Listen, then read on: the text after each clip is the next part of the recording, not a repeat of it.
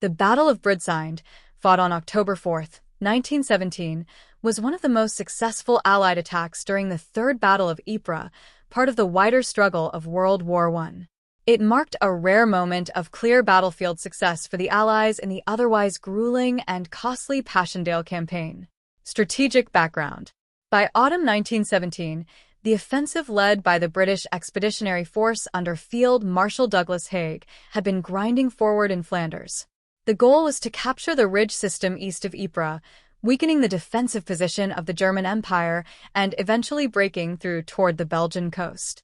Broodseinde Ridge was a critical objective because it provided high ground for observation, artillery dominance over surrounding lowlands, a stepping stone toward Passchendaele village. The German defensive position. German forces had fortified the ridge heavily, using deep concrete pillboxes, interlocking machine gun positions. Artillery registered on likely attack routes. However, by October 1917, German troops were also preparing a counteroffensive of their own, unaware that a major Allied attack was imminent. The attack begins. On the morning of October 4th, Allied forces launched a carefully coordinated assault. A creeping artillery barrage moved ahead of infantry. Australian, New Zealand, and British divisions advanced in waves. Objectives were precisely limited to avoid overextension. The weather was cold but relatively stable, improving visibility compared to earlier battles in the campaign. Breakthrough on the ridge.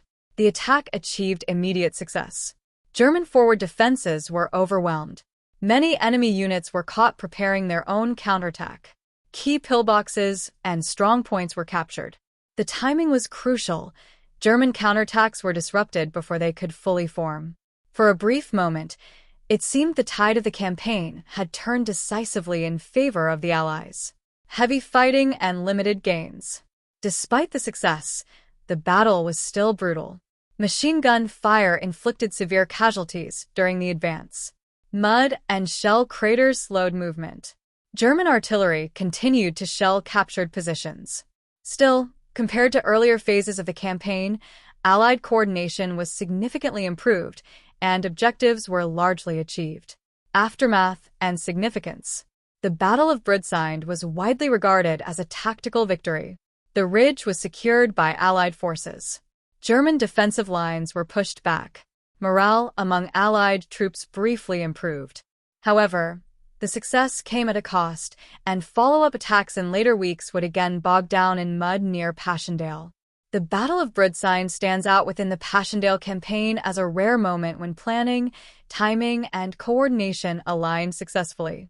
It showed that even in the chaos of trench warfare, well-executed operations could still achieve decisive local victories. Yet it also served as a reminder. In the wider struggle of World War I, even victories on the battlefield often led only to more grinding and costly fighting ahead.